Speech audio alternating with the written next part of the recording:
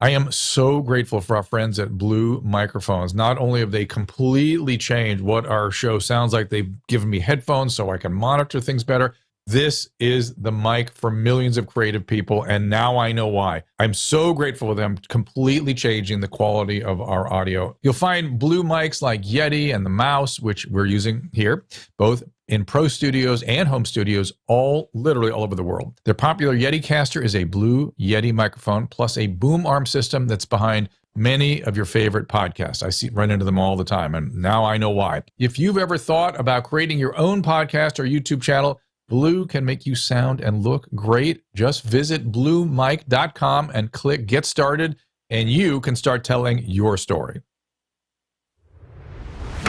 Our laws as it pertains to substances are draconian and bizarre. The psychopaths start this way. He was an alcoholic because of social media and pornography, PTSD, love addiction, fentanyl and heroin. Ridiculous.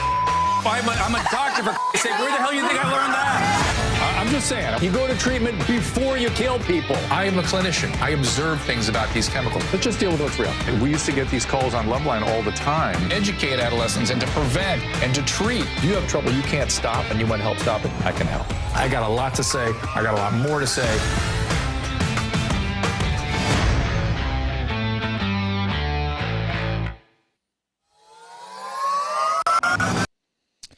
Here we are, everybody. Welcome to the show. It's a special Ask Dr. Drew show. We are, first of all, I want to introduce my guest. She requires no introduction because you all know her. It's Melissa Rivers, New York Times bestselling author, TV host, producer, podcaster. Melissa Rivers, Group Text Podcast, iTunes, Spotify, everywhere you can get it. Of course, you remember her from the Fashion Police.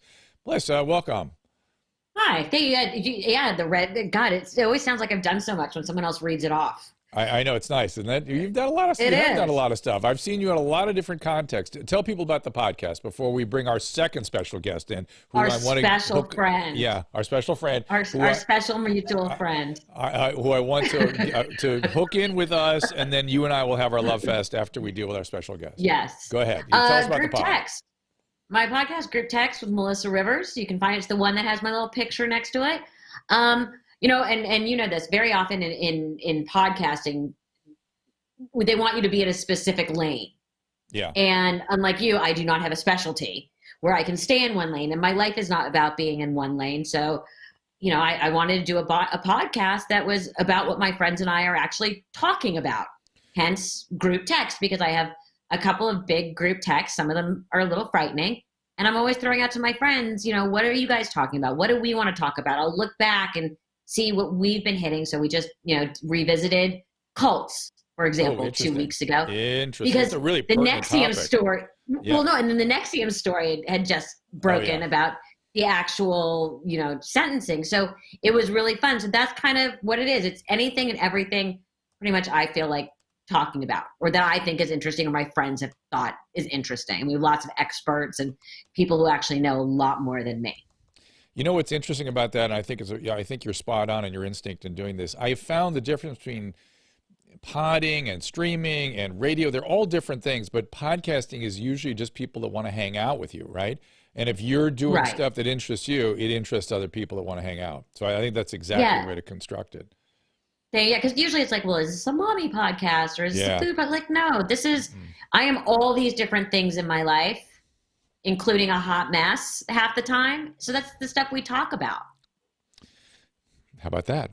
Well, speaking of hot messes, let's bring our special guest in. Let's bring our special guest in.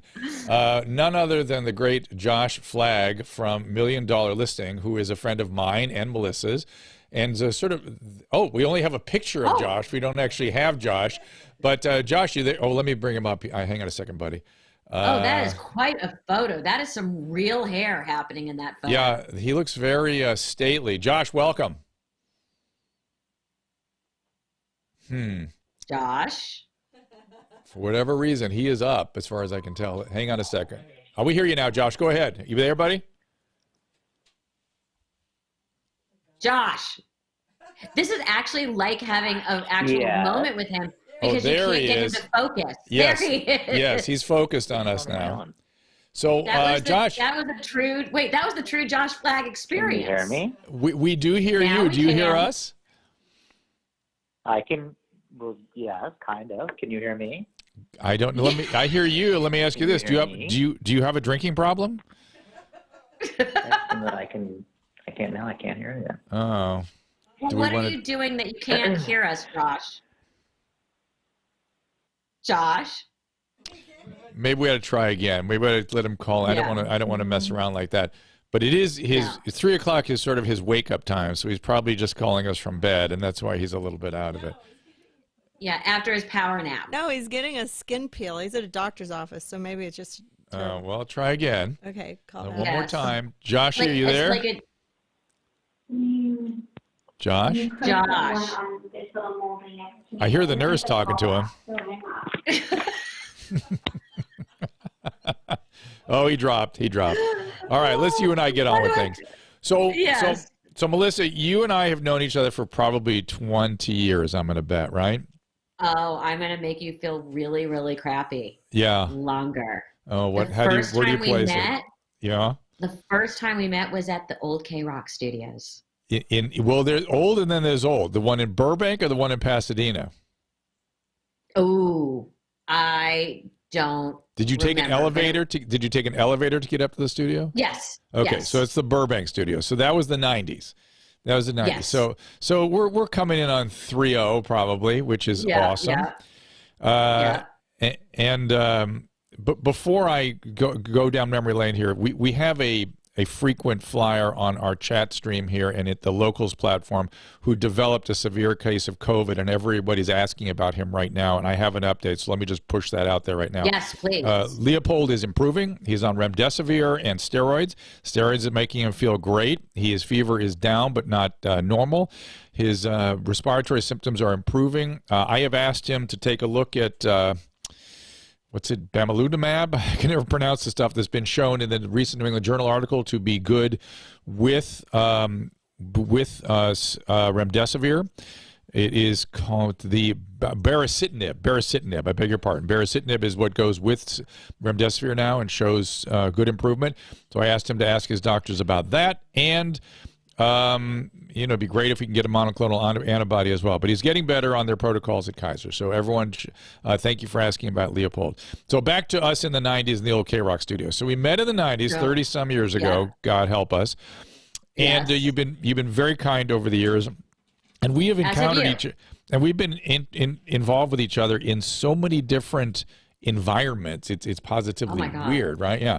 And the last time I was with there's a method to my madness here and why I'm going about this history this way is the last time I was with you and your mom together was on Wendy. Do you remember Wendy's show about 4 years ago, maybe? Okay. Well, Wendy's still on, yeah. No, but I mean, you and I and your mom, the three of us were on the couch with Wendy on one day. And the reason I'm telling you this is, first of all, you both were delightful, and I always appreciated that. And my daughter was there because she's a big Wendy fan, and I wouldn't say as a result of meeting you guys, but subsequent to meeting you guys, my daughter wrote her thesis about your mom at Barnard. Wow. Isn't that crazy? And your daughter went to Barnard. Isn't that something? My mother was a Barnard grad. Exactly. And she had these very interesting observations about your mom that I never thought about. And if you don't mind, I'd like to kind of... No, please. I'd love to hear them. So it was essentially that prior to your mom, the only way you saw a nice-looking, well-dressed female at a microphone who was being a female and not a character like a clown was in front of an orchestra singing. Yes. And prior to your mom, that did not happen. And so, but your mom, I forget my daughter had this very elaborate theory about how she took the, let's call it the misogyny that she was likely to experience by making that bold move and turned it on herself. So she became, she's owned what the audience was likely to do to her and made it her own sort of self-criticism, so to speak. Does that fit? Yes, totally fits. Yeah. And she was very, very accurate in the sense of the female comedians at that point were people like Phyllis Diller, who was a caricature. And if people don't know this, first of all, Phyllis Diller, who played this crazy character, gorgeous, had to make herself look bad. Yep. Smart, and brilliant. Yeah. Brilliant, elegant, and a phenomenal painter. You'll see some of her stuff every now and come in up for auction. Wow. A real art, Interesting. and had to be this completely different person to be allowed to do comedy. And my mother just was like, this is who I am. I'm a nice girl from Larchmont, New York. And you back and look at those original pictures on the Tonight Show, and she's in her good black dress and her little pearls and a boa. That was like her big showbiz prop was a boa. So yeah, It's so funny. People always said, did your dad ever get mad about her making fun of him? And someone just brought this up the other day about she was an insult comic, and I'm like, but she was always the butt of the joke. Yes, that's right. She and that's sort what of made it okay. But she sort of, by doing that, she shined a light on the audience's own sexism and misogyny and religious, ethnic kinds of biases and things, right? I could say that, and I love that your daughter did what she did, and I talk about these things quite a bit. The truth is, I mean, she just wanted to be funny. Funny was funny. Right. Wasn't that thought out? It That's wasn't right. like, I'm going to do this way. Yeah. Like any true performer, it was she found her voice. Right. And my last thing about your mom is one of the funniest things I ever saw with her that no one ever talks about is when Johnny Carson set her up in a waiting room at the airport with your dad. And your mom's just going, Edgar, what's going on here? and like a hidden camera show. Exactly. And I just thought that was I was a kid when I saw that. And I thought that was just the funniest thing ever. Yeah. So let's talk more about you. You are, what's going forward? What's next? What do you think? Is podcasting where you want to land right now? I'm loving podcasting. I'm having the best time doing it. I wish I'd known what I've been missing all these years. It's freeing, isn't it? It's very freeing. And it's funny, I'll bring up my mom one more time, which is she used to have a show on WOR in New York at one point. And that and stand-up were her two favorite things. And she loved broadcast, like radio and all that. She never had a podcast. I assume she would have. Have you ever had a radio show? I forget. No. I guessed it a lot. You would be excellent on the radio. You've got the ear. So you might think about that. It's a different thing. It's another different thing than what you're doing. These are all different things. I think anything that can't be edited now is a little dicey for me. Where when I was on the red carpet live all those years, I never had to worry because I knew my mother was going to do something worse or say something worse. I would, if you'll permit me, I would say there's a 0 probability that you're going to say something that people would make people not like you. Number one, and I would encourage you to channel your inner mother, and go ahead and do stuff that's worse on your own. I know you're capable. No. When I say worse, I mean language. I understand. Language. I know what you mean. I know what you mean. And especially at E, they learned very quickly about the 7-second delay. Mm-hmm. Very often things are on the East Coast feed that were not on the West Coast feed. Mm-hmm. I miss the excitement of live, and I think I would enjoy that with radio. So it's always something I've thought about. I like I said, I wish it's so freeing. I'm now also at a place in my life, professionally, where I never understood when my mom got to this place. Am I allowed to curse on this? Yeah, go. Where I just don't give a fuck anymore. I understand. If someone likes me or doesn't like me, whatever. I'm in a place, fortunately, that, my resume stands on its own. You can like it or not like it. You can like me or not like me. There's nothing I can do about it. And I only want to work on things that with people I like working with and that I'm actually enjoying doing. Because I think people forget I started back at MTV back in the early 90s, which is why I met you over at K-Rock. That's right. That's exactly right. Yeah. So everyone's, most people think, it was only because of my mom and because of, that's how the red carpet. No, and people realize I have a very long history.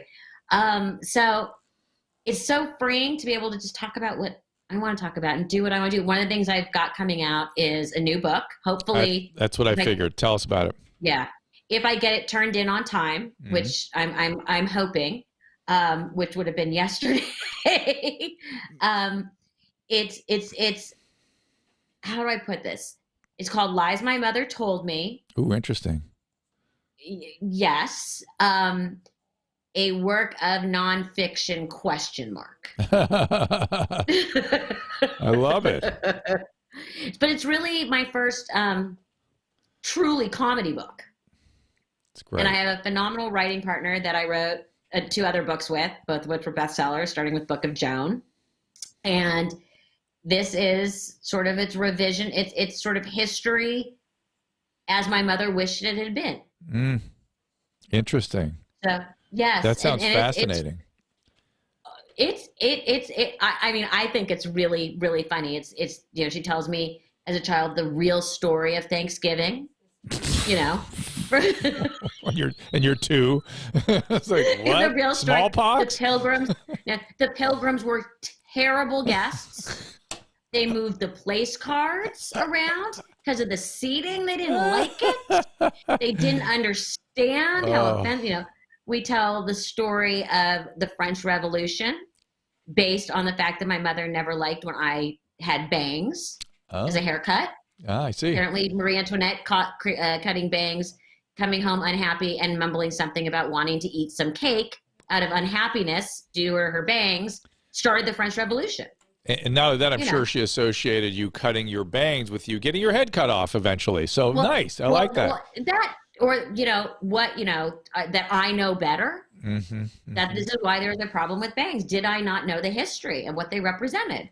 So it's a really fun book. And I've got a bunch of other stuff going, as always. I want to start streaming my podcast. And, you should. You should do it. It's fun. Yeah. I think you're in the same place. Well, it's so the all the electronic media gives you that freedom to make all these choices and do all these different things and create these different platforms.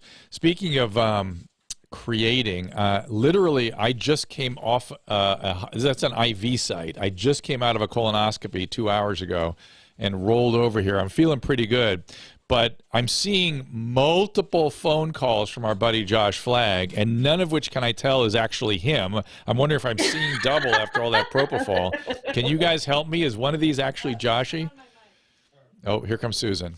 I think, well, I'm sure everybody's testing it because we're, I actually called it too. I don't know if you saw my number. Yes, I did. Yes, I did. Well, we can't, nobody can hear the show from here. Let's try one of those lines, just see if we can hear him. I don't think it's going to work. But so don't try any phone calls. Not yet. Okay, let me know when. We We're may going have to restart the whole thing and drop our calls. Yeah, just give me 2 minutes. Don't worry about it. We're good. And Melissa and I can go all day. I know. Are you kidding me? I just want to apologize to Josh and all the people that are on the line. We may have to drop your calls and then you can call. We won't. They're all going to be totally fine. They're going to be fine even with the They're all going to be totally fine. Well, in the meantime, go ahead, Melissa. Yes, please. But if you can't hear us, I'm sorry. Go ahead. Do you want me to tell my favorite Dr. Drew story? Give me 2 seconds to respond to people that are asking about the colonoscopy. It went fine, Savage. Thank you. But yeah, okay. Tell me. So my favorite Dr. Drew story does not even involve me being there. Oh. So I had a friend who had been in and out of recovery. And this is one of my favorite Dr. Drew stories, who apparently, well, I know, we had to check him back in, and he was in a bad detox. And the first thing he remembers is sort of coming to, and you were sitting on the end of his bed, and his first thought was, this must have been really bad. It's that bad. You know what I call that? I call, because I've experienced that a bunch of times with patients. I call it the sort of Wizard of Oz moment. It's sort of like, I was so sick. I was watching this TV show, and it was about people in recovery, and you were there, and you were there, and you were there. Because Bob and Shelley work with me all the time. And so there we go. Yeah. Well, you know what? It was a he, right? It was a he. Yeah. And I will tell you what, that's not a bad thought, because I only got people when everybody else was done with them. You know what I mean? When they were too sick for everybody else, that's when I got them. So. And knock on wood, he's had at least a decade of sobriety. So good. Really we'll tell him thank you. I wish him the best. It's those miracles that keep me interested in that. But I love that him calling me going, I knew it was really bad when Drew was sitting on the end of my bed. So funny. All right, let's try to take some calls here. Let me see. How about Josh? Oh, Josh. All right, let's take Josh. Let's see if Josh can join us. Josh, you with us? Hello. Hi, buddy. Hello. Hey, pal. How you doing? We're good. I hear you Good. Now getting tell us Can you hear about me? what kind of peel are you getting? If you could only see what I look like right now, I'll have my assistant send in a photo. She sent it to you guys. It's scary. Well, what kind of peel? Is this like at a doctor's office or a derm or like Yeah, a Dr. spa? Lancer's office. No, it's like a Oh, so you're chemical doing peel. like the real deal. Like for the next 7 days, I'm going to be shedding like a snake. He looks Oh, like those are the good ones. yeah, he looked like somebody put clay all over his face, and he's haven't gotten it yet. he's got a granny Hold it hat up. on. Can Yeah, anybody hold it see up. this? You can see that. Can I you- haven't gotten it yet. I'm gonna send it I to you. didn't get it. God. Let me see if I have Melissa's Wait, hold number. that up It's again. really scary. And you Hold may, that you up may again, be able to Josh. So hold what's it up to your going on, computer. guys? No, we're just hanging out, talking shit about you. That's exactly right. Nice. See if that works. And I And, understand we have a what- Christmas Eve thing planned. We do. We're doing Josh and Drew sing Hanukkah. I have a Steinway piano here coming in, and we're going to do some of our. Drew, what songs are we going to do? Oh, well, Christmas we have to songs. do our hits because Camelot and Cabaret have made the international rounds. Go ahead and hold it up, Melissa. This is Josh now. Wait, Well, you got to move center it it. towards the camera. Move it. There you go. There Look he at his is. face. You drove home like that? Nice. Literally, with the top down, going down Rodeo. It was mortifying.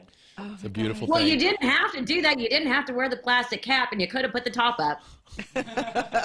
No, I'm just actually, I saying. couldn't have, dear. It's a 1970s car. It doesn't. The top doesn't go out without me like doing it by hand. Trust me. I thought about that one. Oh, I'm learning a our lot little- about your our guys. petit prince, I really, our little prince. I'm learning about your guys' relationship just in these few minutes together.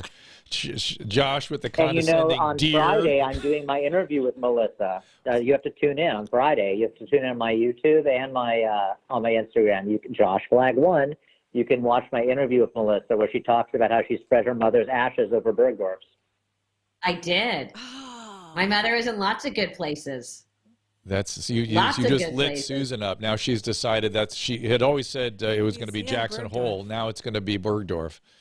Well, I took different. Yeah, well, it wasn't just I Bergdorf's. spread There her were other about. places too. What's that, Melissa? And I Spread gave around, some yeah. to her friends. I gave some to her friends. There is some that did make it overseas. You know, there's a lot of her, and some of the places I feared, she still might be. Let's hope some of these places I put her that they've at least vacuumed in 6 years. Is she still on Air France? Who knows? Who knows? Hopefully, Still on Air France? she's. Josh, Well, I love when you crack yourself up. And Josh, we were talking about the fact that we even Melissa is a relatively new friend of yours, and we are definitely a new friend of yours, and how much we enjoy being your friend, and how you put interesting people together in interesting ways. And next up will be Christmas Eve, where I assume you will have Chinese food for us, right? No, Christmas Eve, still Chinese food, right? No, we're doing. Well, actually, Melissa should join us for Drew and Josh Sing. How's your voice, Melissa?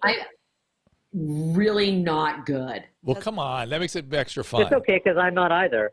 Yeah, look at the videos. You'll see. Yeah, come over. Okay. Join us. I Drew's might. got a So is great it voice. Christmas Eve or Christmas Day, or is it the day before Christmas Eve? Day before Christmas Eve. The eve of Christmas Wednesday. Eve. The I think it's 23rd. Wednesday. Yeah. Yes. That's often called the 23rd. Yes. Yeah. Please join. 1 week from today. Yep. And I Susan, I might. think, is It's going to be great, guys. gonna But it may stream go it. up on Christmas Eve if we can't get the Wi-Fi to work at his house. So The that's really Oh, why interesting thing is when Josh my Lord. starts forming a one-man chorus line of men. He's a Yes. one-man cabaret chorus line, and he pulls it off. He pulls it off. Right? Which song did you like the best, Right? though, Josh? You have to pick from that list because they have to be not copywritten. The Which was Christmas your I song. haven't seen my list yet, but I mean, I sent it to you. anything from Schindler's List, the musical, is always good on Christmas. Oh, God. It's going to be, Oh Christmas Tree and Holy Night, and Okay, it's I'll stuff spring that's Springtime around for, the of line. course, springtime for Hitler. Yeah. There you go. Of course, a classic. That's my favorite. I love that one. It Well, has to be we got to see if it has to be pre 1925. That's the problem. otherwise we have to. It'll get. Ooh, right. It'll get. So we have You got to yeah, pay we, for it. We have a Lud Lang Syne. How do you say that, Drew? A Long Lang Old Lang Syne. Syne. Old Lang Syne. Old Yeah, Lang we have Syne. that. Away in the Manger, Deck all the that stuff. Halls, The First Noel, Oh. Hark the Herald You Angels, could do that, Melissa. Jingle Bells, Joy to the World. And then we'll sing the Oh, dreidel Christmas song. Tree. Dreidel, dreidel, dreidel. I don't know if that's I made it out. Yeah, you got to get that one in too. I'll look it But up. yes, but that's a lot of songs to choose from. Yeah, I'll send Well, it. my son's got to learn them. I'll He's send a, it to your people, pianist. Melissa, and you, and Josh and Drew can. all right. I know all these songs. I'm tentatively in. All right, Depends on fair enough. my We'll bug you. son's Josh will bug you. schedule. I know how Josh is. He will drag you in. So, Josh, Oh, I drag know. Melissa in, and we'll I'll get see. you in. And we'll see you next week, Josh. Okay. Bye, kids. All right, buddy. Thanks. All Bye. right. The great Josh Flagg from $1 Million Listing. Let me take a couple other calls here. Go ahead, Melissa. I can't believe you didn't ask about your colonoscopy. That's not a very good friend. He didn't even check to see how you felt. It's Josh. His face is burned off. It's Josh. He gets a bye. It's Josh. I wonder what he's going to look like on Wednesday. It'll be fine. Jim. He always looks good. Jim, what's going on, buddy? Yes, sir. Hey, man.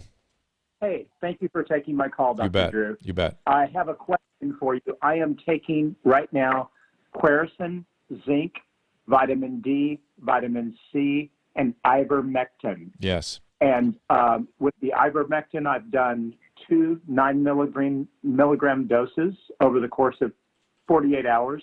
And now I take 9 milligrams every month. And I'm also doing 4 kinds of mushrooms: turkey tail, reishi, Okay. cordyceps, and lion's mane. So I I have know no, that's a lot. I have no opinion about the mushrooms. I always worry when people are taking multiple mushrooms about hepatic function, because sometimes they can be shunted into pathways that can be somewhat liver toxic. So do talk to your doctor about this. Thank you. I'm all about vitamin D, vitamin Yes. C, and zinc, and quercetin. I'm all about that, as you know. The ivermectin, tell me again how you took it. I took 2 doses. I took 1 9 milligram dose, 3 milligram tablets, Yeah. and then 3 days later, 72 hours later, I Yeah. took another 9 milligrams. And you're doing this And as now, every 4 weeks, Yeah. I take 9 milligrams. And you're doing as this a as prophylaxis. prophylaxis. Okay. So that is a protocol that's out there in the world, not so much in the United States. My peers are pushing back very hard on ivermectin, in spite of there being very good data out there on the international stage. I personally don't believe there's a good prophylactic agent, though Dr. Zelenko believes both the ivermectin and the hydrochloroquine are both excellent in terms of prophylaxis. Certainly, if you get sick, early, the ivermectin seems to be good. But all this stuff you need to discuss with the doctor. These are controversial issues. If you look at poor Leopold, he had to get very sick before he got the remdesivir and the steroids and all these things. There's some sort of bias in our country right now to not treat early illness. Most of it is because most early illness doesn't become anything more than mild to moderate. But to me, I mean, at least doxycycline or something early to try to reduce the risk of it becoming something more, because after all, it is the viral replication that's causing the complications. Are you going to take the vaccine, Melissa? Do you think? I am. I had my son in the time where really all the anti-vaxxers were starting and this and that. And I had a wonderful pediatrician who said to me, you can read everything. She's like, there's still, in her opinion, there was no real evidence. She's like, why, not just split them up over a certain amount of time and hedge our bet? And that's what she did. And that's kind of how I approach everything. Yes, I think I'm going to do it. And really, I saw a post that sealed the deal, which said, it was hilarious. I don't know if you saw this when it was going around. It said, if you drank jungle juice out of a Tupperware tub in the asbestos-filled basement of a 200-year-old Right. off-campus building, you probably shouldn't be worried about what's in the vaccine. It's exactly right. like, That is exactly right. That something like that clicked. I'm like, man, I did more damage to myself in those 4 years than any vaccine could ever do to me. That is so that true. was kind of my thought. And yeah, you have to have that kind of critical analysis of every one of your risk-reward choices. And I'm glad you're doing that, because that's exactly how you make a decision. Are you going to do it?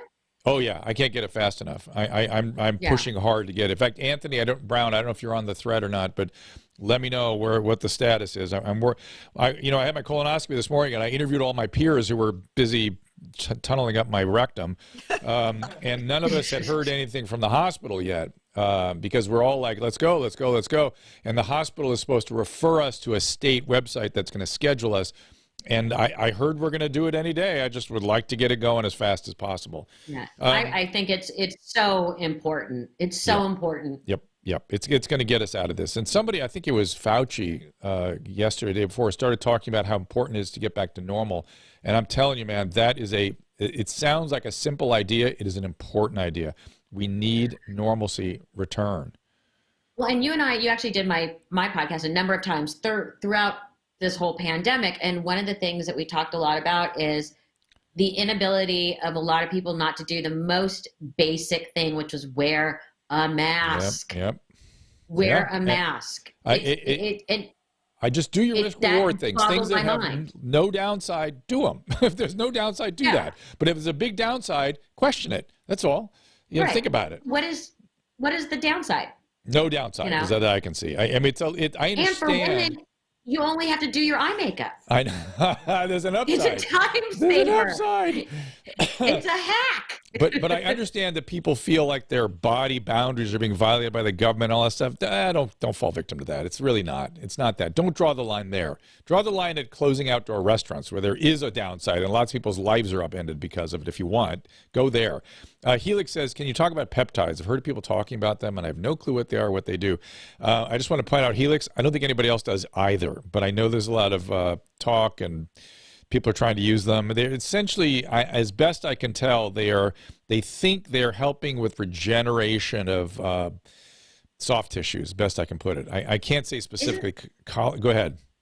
Aren't peptides supposed to be good in general? Aren't they? Like, they're in a lot of skin lotion, they're in a lot of beauty products. Yeah, but nobody's ever really showed me the chemistry, exactly how the body gets it from point A to point B, and exactly what the chemistry is that is incorporating it into the tissue. I don't see it yet. Yeah, as often these things are way ahead of the science. And by the way, I don't object to that necessarily. And this is one of the reasons I have a problem with people being so dogmatic about some of these ideas that are out there for treating COVID is often the clinical approach precedes the science. The science catches up with what doctors are doing.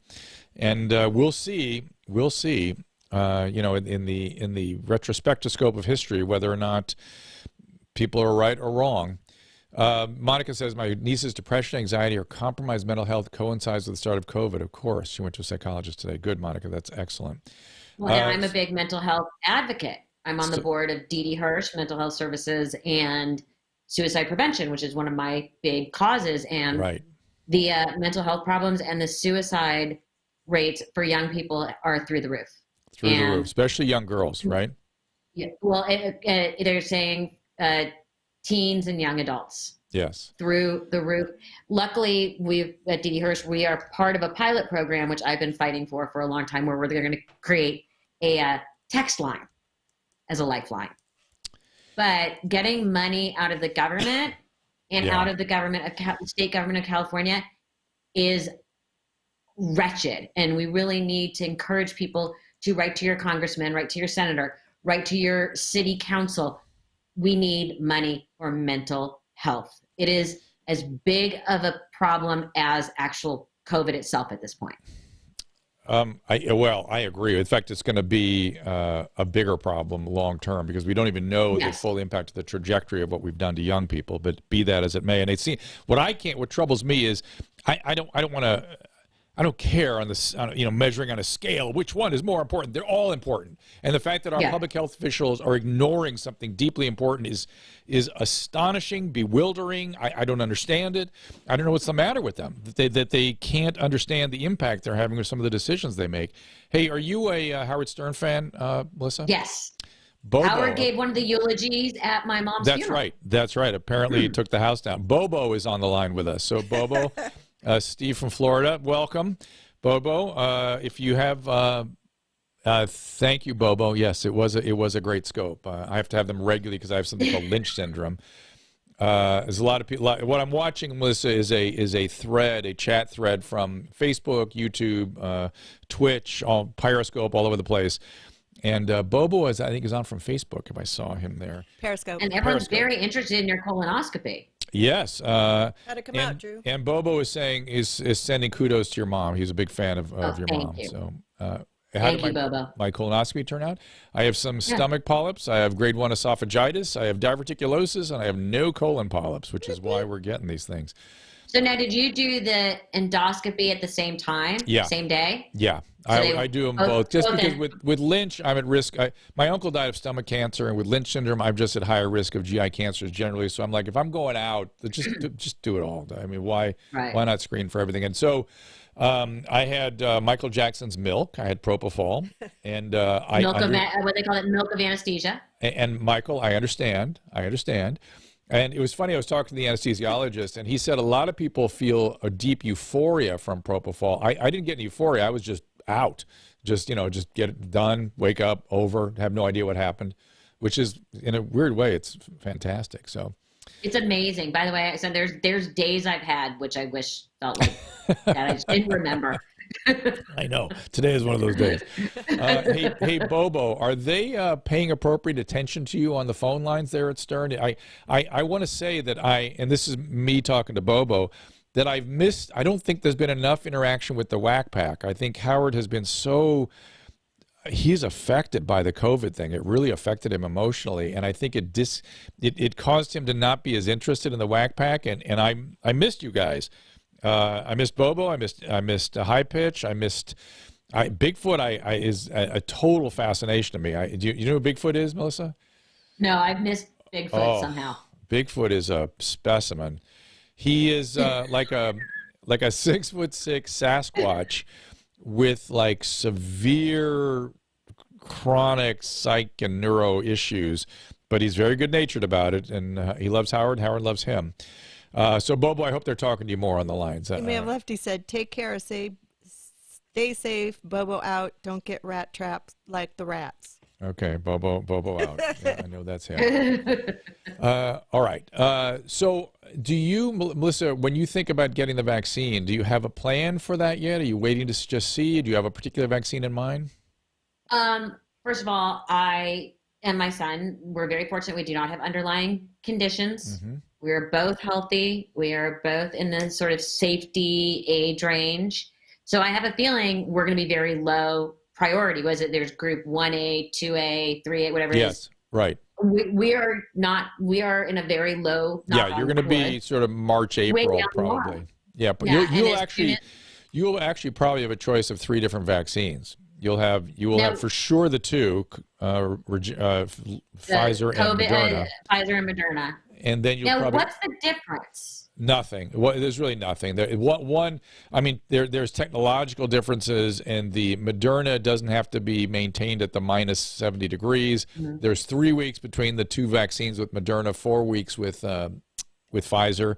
And then the J&J, the Johnson & Johnson vaccine, is a different mechanism. It's closer to a more traditional vaccine, and it may be just a one-timer, although there's talk of it being a 2-timer, so we'll see. Right. I did get a call from my doctor. So I guess doctors are having to pre-order, and asked if Cooper and I would be doing it. I said, absolutely. And so we're counted in whatever the order. That's interesting. So you can become a provider of the vaccine as a private practitioner. I looked at the whole process. That's what I'm understanding. So yeah, no, I don't know, but he can do it.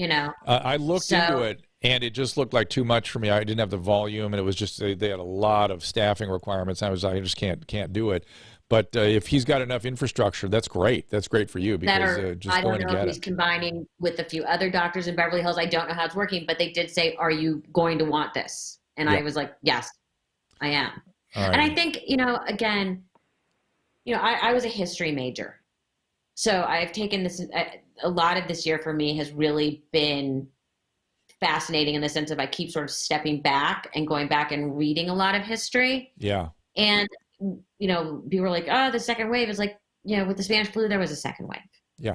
And anyone who stuck their heads in that sand and thought this wasn't going to happen is not reading history. And what's the old saying is if you don't remember the past, you're, doomed to repeat it.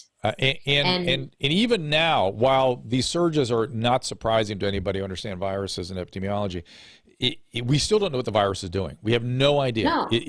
All these things we're seeing, these surges, may just be the ecology of the virus. It may just be that's the way this virus behaves, and there's nothing we can do about it, or very little we can do about it. Or we can sort of maybe time frame when the hits occur, but we can't prevent them from ultimately occurring. It's very strange. We'll find that through looking back in history too.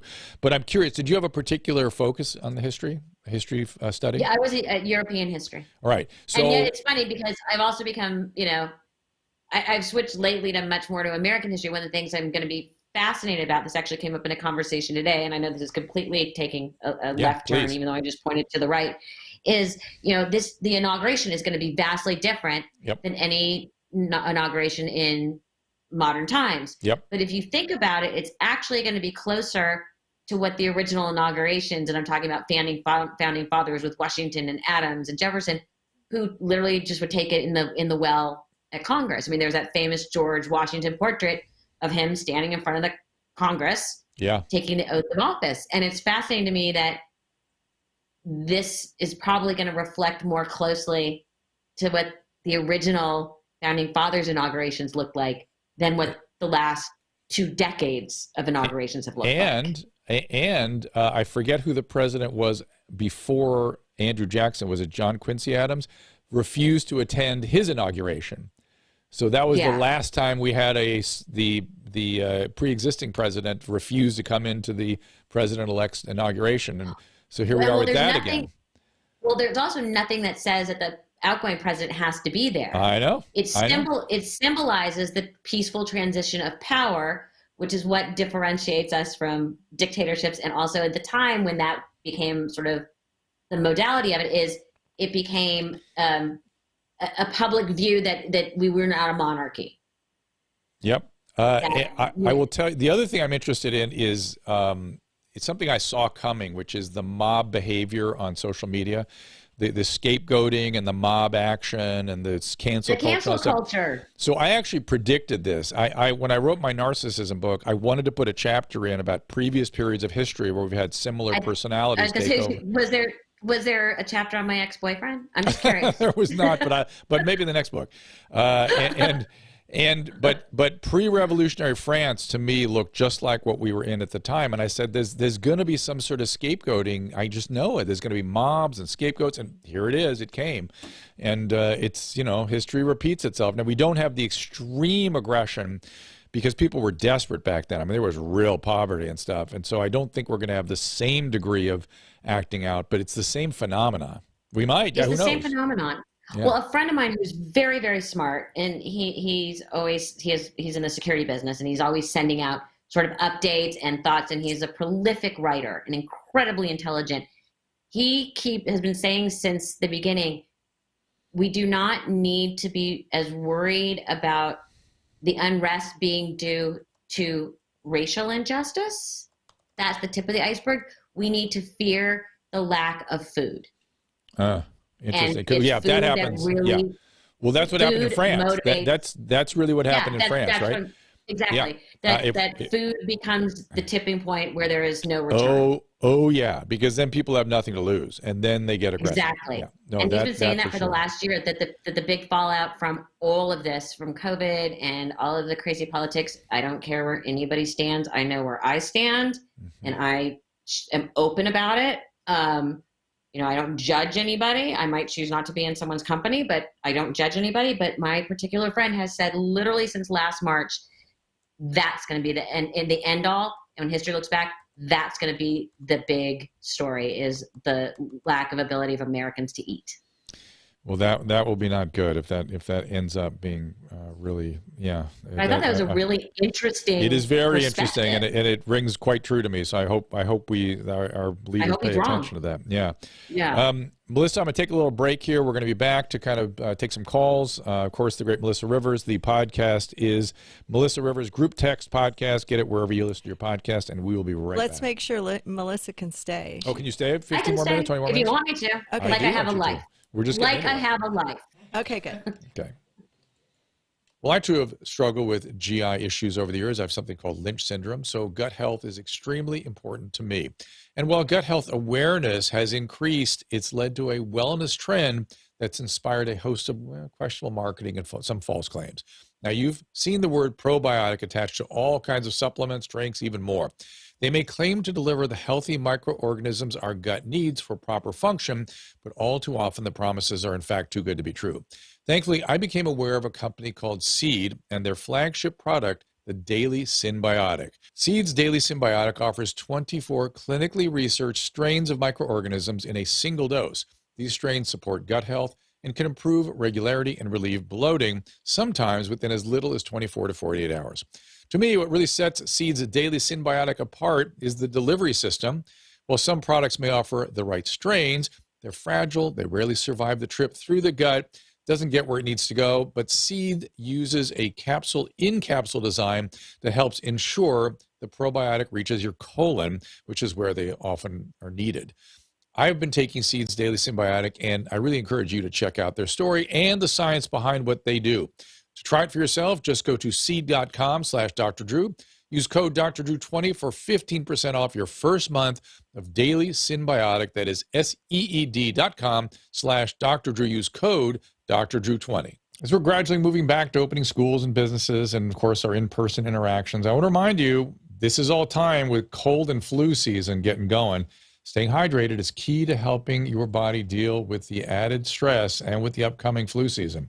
My regular fans have heard me talk about a product called Hydralyte for a long time now. It's an amazing rapid rehydration drink. It's a mix that, well, we're obsessed with here. I'm excited to announce they've just released Hydralyte Plus Immunity, just in time for cold and flu season.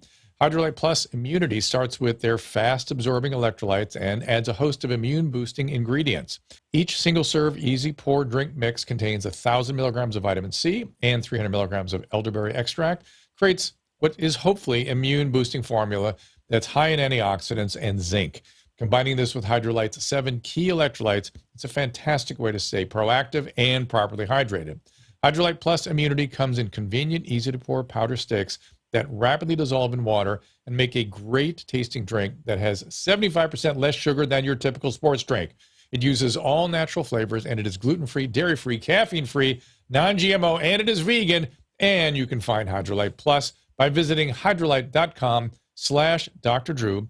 Again, that's HYDRALYTE.com/DRDRW. And be sure to use our code Dr. Drew 25 at checkout for a special discount.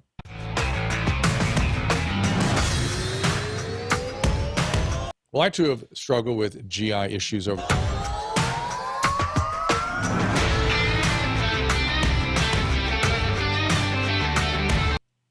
I'm actually glad he replayed that because that's why I had my colonoscopy today. I have Lynch syndrome, and I literally ran and took my Synbiotic as soon as I got home because I want to repopulate my gut after having it flushed out.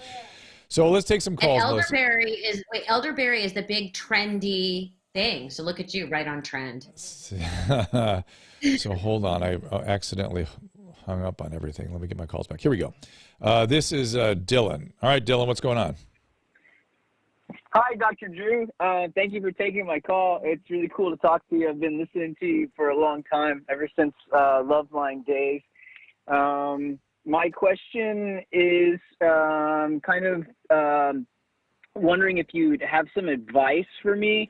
I am interested in getting into healthcare. I've kind of been watching the effects of the pandemic from the sidelines, and I work in hospitality, so like most of my jobs are kind of eliminated here in California due to the shutdown orders. And I also, like, you know, when I watch Dr. Anthony Fauci, or like most recently I was watching a news conference from the governor of New York, Andrew Cuomo, and just, I don't know, kind of when they speak about healthcare workers, it kind of inspires me to want to help out. But I don't really have a college education. But I was curious if you could have some advice about how I could maybe get into healthcare, try to help out. I don't know how long it takes. Or yeah. So what. if you want to be a physician, you've got to do 2 more years of undergraduate post-bac, and then 4 years of medical school, and then between 4 to 8 years of postgraduate training. So it would take take 2, 4, let's say 6. It would take about 12 years of training to be a physician and finish your training and stuff.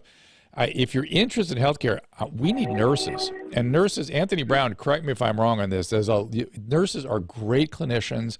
They learn so much. They are so helpful. I don't know. We need nurses. We need quality nurses that are committed to healthcare. And you can go on and get a bachelor, and you become a manager. You can run hospitals. You can do all kinds of stuff as a nurse. Melissa, you agree? First of all, my father, who, God, when I was still in high school, had a massive heart attack. And it was back when they didn't do anything arthroscopically. They actually cracked your chest, and it was a horrible experience. Obviously, I didn't have a quadruple bypass. The surgeons were amazing. Guess what? The nurses saved his life. Of course. In the ICU and all that. Also, I was going to just say, Dylan, and I'm not a healthcare person at all. I don't know. My friends and my son and a lot of his friends, with some of their free time, have been talking about going and taking the EMT class. Oh yeah, EMT is great too. But I get the feeling from him he really wants to have a skill to offer. It's a nice entry point. It is so, you're right, Melissa, I completely agree with you, but it's so weird to me that we have all these paraprofessionals. Nursing has great clinical judgment. They see illness. They take care of it. They know what's up. Nursing, I cannot support my professional. They're literally angels. They are the ones that really save your life. Thank you, Dylan. Luke, what's up? Hey, what's up, Dr. Drew? Yeah, buddy, what's happening? Not much. So this COVID thing, this has been going on for a long time, I see, and it's really interesting to know that in my experience, we're getting locked up in our rooms and we're kind of just staying here and kind of in quarantine, Mm-hmm. That's kind of the idea. Is there a question? You're stating something I agree. Oh yeah, there's a question. Yeah, I'm gonna give you a question. Yeah. So how long do we know until we get that vaccine stuff up and running? Do you know? Well, I'm going to get it in a couple of weeks. The head of the HHS, Mr. Azar, has said that we might be seeing the general public vaccinated by the end of February, which would be amazing because they were originally saying the middle of the end of summer. So this is moving along much more quickly than they expected. We have a Moderna vaccine ready to go. We have 300 million vaccines theoretically ready to rock here. So I'm thinking, obviously we're going to have high-risk healthcare providers, elderly, done within the next month, theoretically, and then other high risk and everybody else coming on the heels of that. So I'm very optimistic about it. So I think we're going to have this thing in hand by the end of the spring. Tara, what's up?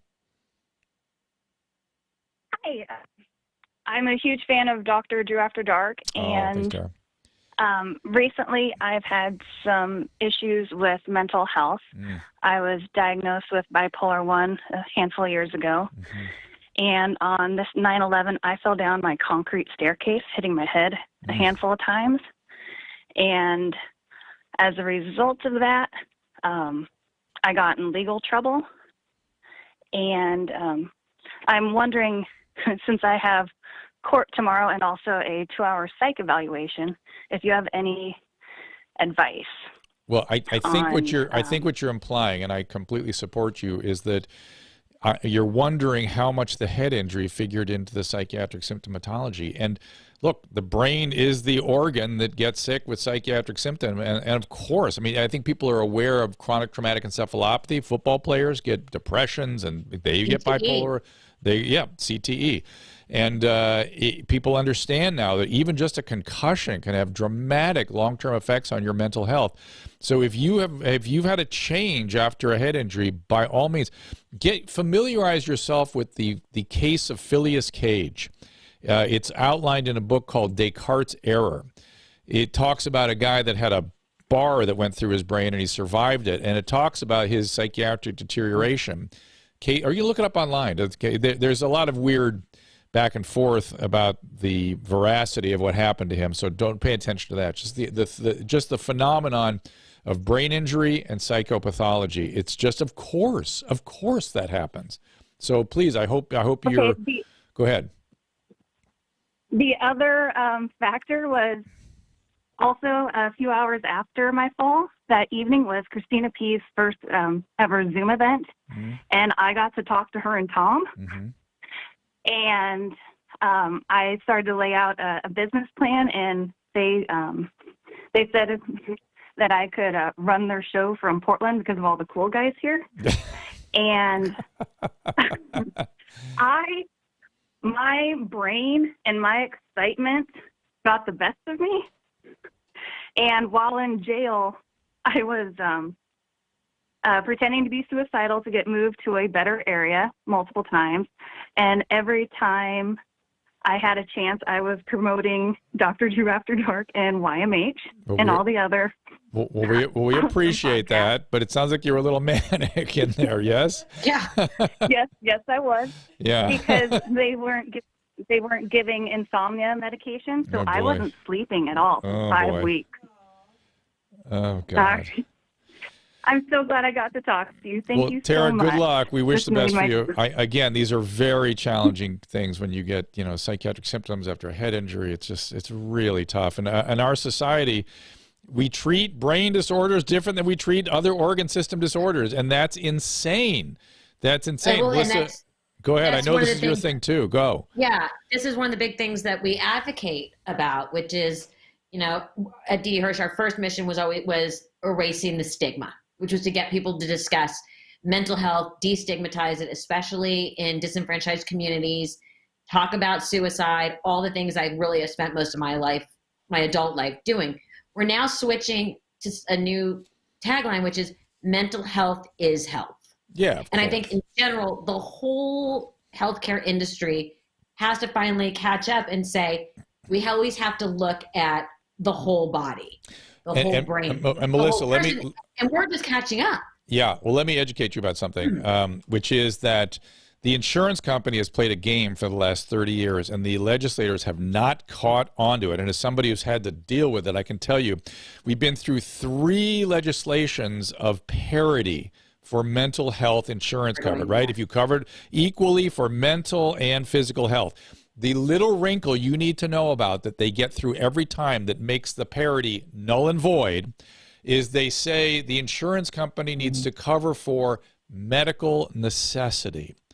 Then they don't define what medical necessity is. What they do is then go, well, medical necessity is what we, the insurance company, decide it is.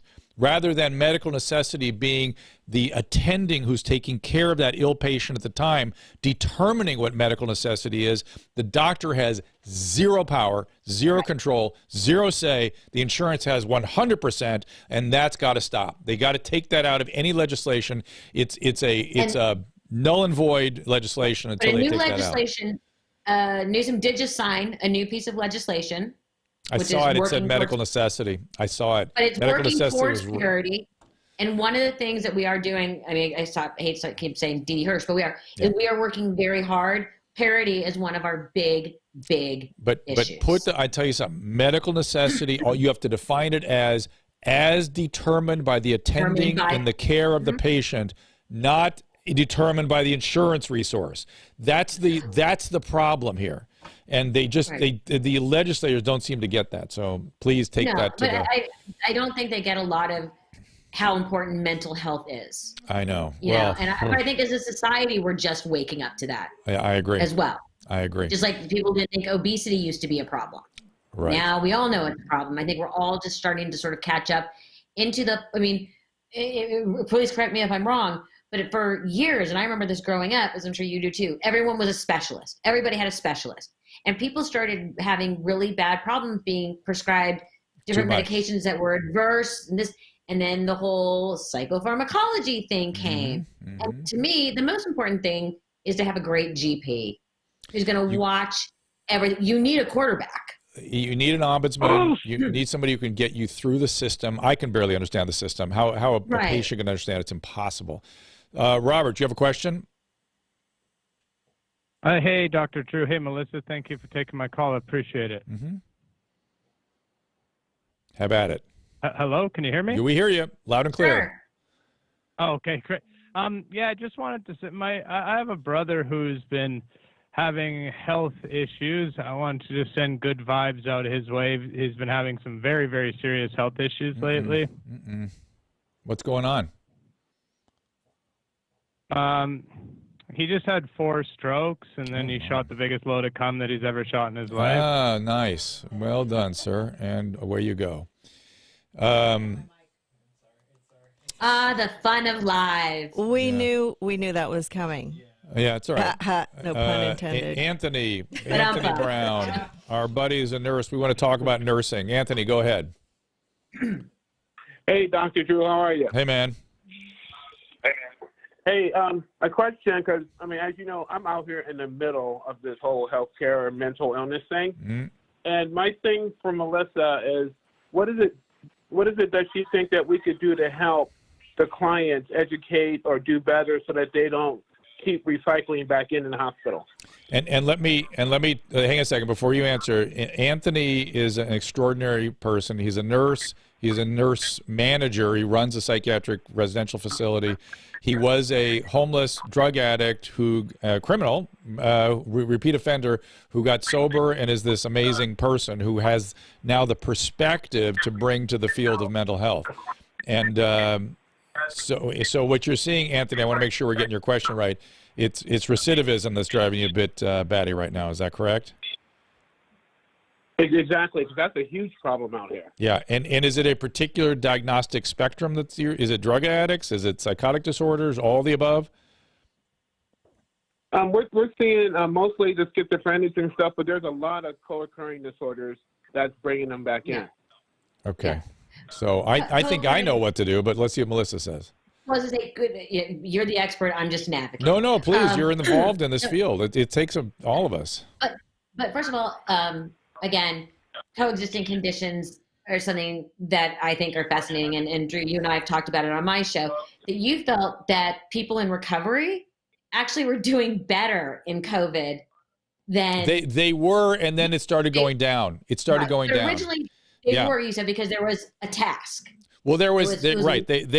When addicts are really good at when survival is necessary, they kick into gear, right? Or when there's a threat, they get it going. Then they did a good job with Zoom. They actually had higher levels of meeting attendance because they're so available, Zoom all the time.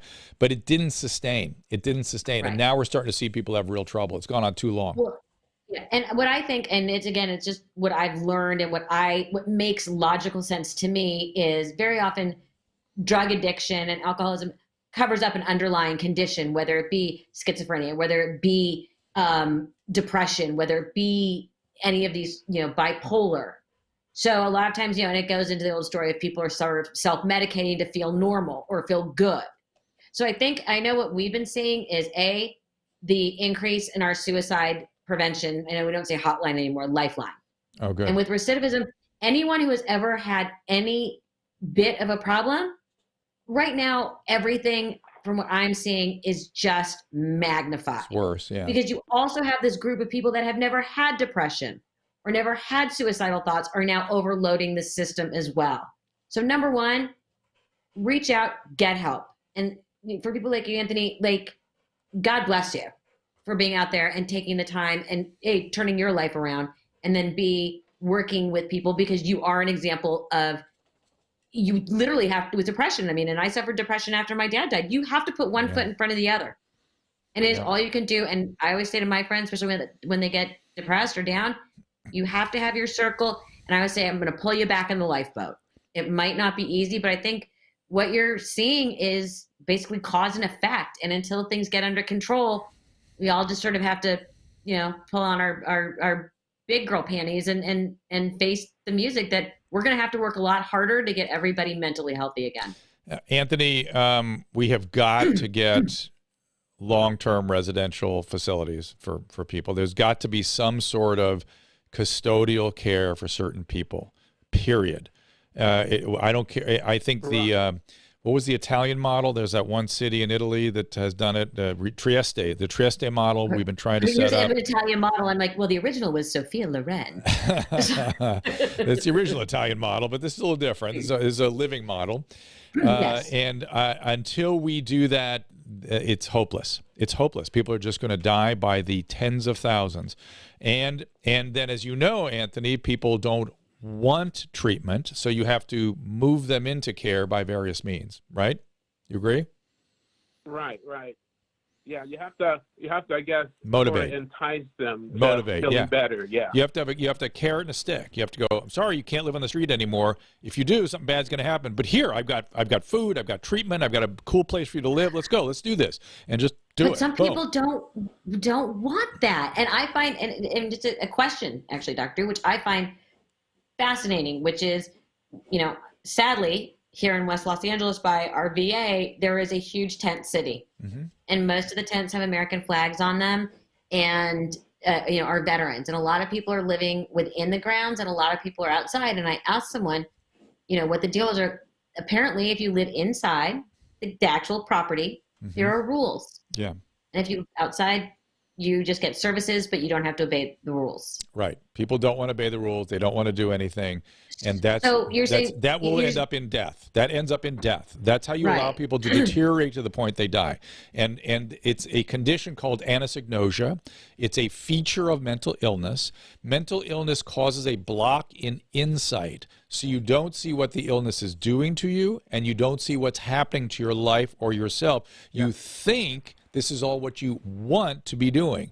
That's anosognosia. If you have anosognosia from a stroke, you actually, let's say you get a right-sided stroke, you lose awareness of the left side of your body. In fact, you lose awareness of the left side of the world, and you don't know you've lost that awareness. That's anosognosia, and it's a feature of all serious mental illness. And we are allowing that symptom to kill people and to allow our legislators to murder people.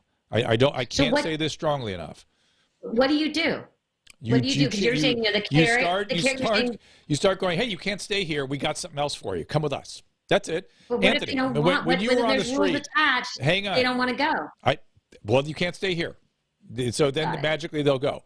Anthony, when you got the encouragement, remember the one lady that said, "Come on with me. Let's go. Let's have a cigarette. Let's go do something." Remember that moment? Right. She asked me if I wanted Chinese food afterwards. Yeah, right. And that's all it took. That's all it took. And then saying, and by the way, if you go back to the corner, Anthony, we're going to arrest you again. You're like, all right, I'll take the Chinese food. That's how it works. Right? Well, yeah, that's true. Yeah, you're given better choices, but I think you have to get to the point where what you're doing just isn't working anymore. Right. But if you don't help people gain insight, motivational enhancement therapies, motivational therapies of all kinds, they will stay where they are until they're dead. That's it. And they'll die soon, and they'll die young, and they will die of drugs. And die not happy, not better off because we allowed the illnesses to progress. We don't do this with any other illness. It's the craziest thing. We don't do this with lung disease. We don't do this with heart disease. We don't do this with stomach diseases. We only do this with brain diseases. It's beyond. It's beyond to me. You just had a colonoscopy. I know, right? And we don't ask people to please check in mentally. It's beyond. It's so beyond. Yeah, that's true. While you were getting your colonoscopy, yes. I walked through. She went shopping. She did. Ignore the Amex. I did some Christmas shopping, but I went to Old Town Pasadena, and it was very quiet because nothing was really open yet. Yeah. And I had to go to the bank, and it was weird because there was nobody on the street, but just the homeless guys kind of stand out. And I never really noticed them before, but both of them had anosognosia. Right. And thank you. One on the corner was checking out his junk in the middle of daylight, of course. and then the other one was just walking up to people and shouting at them in their face. That's right. And this one guy stopped and he kind of started talking to the guy, and he got up in his face, and I thought, when you talk to these people, sometimes I wonder if they want to communicate, or they can behave a little better? It depends. I mean, you have to kind of know it depends on the condition, and it kind of has to be managed in certain ways. I mean, there are people that are highly trained in de-escalation. Yeah, it wouldn't be me. I mean, yeah. I wish I was and that person. And sometimes it's only show of force. In psychiatric hospitals, we would use show of force all the time. 30 of us would turn up. We'd surround the patient, and guess what? They'd calm down. Yeah. It's that containment they need. And to allow it go on without the containment, they will hurt themselves. And it's so uneducated, this sort of approach we're taking. It's so, no other country does this. It's so bizarre. Well, it was a little scary. You know, I went around the block because the one guy was coming towards me and he was shouting at people, and I went, yeah, I'll just go around the other side, and I found an anthropology. And then the other guy thank goodness for that. Oh, yeah. I ducked in. Another mug, just what we all need. I had to duck in for my safety. And then, but, you know, I got something cute for Douglas's girlfriend for Christmas. All right, so it's everything turned out But fine. the point is, I hate to be running away because I don't think, I don't know, it just makes me uncomfortable to think that I can't be of service, you know what I mean? But then I realize that I'm a woman, so it's probably not a great idea to head into that. Not unless you're trained to do it. I mean, somebody stopped, another guy stopped and talked to him, and he stopped shouting, but I don't know. Yeah, Patrick says show of force sounds bad, but it's tough love. It's not even tough love. It's containment. It's when your brain is not working right, it responds to containment. That's just what it responds to. How does it respond to a woman hitting you over the head with a bag?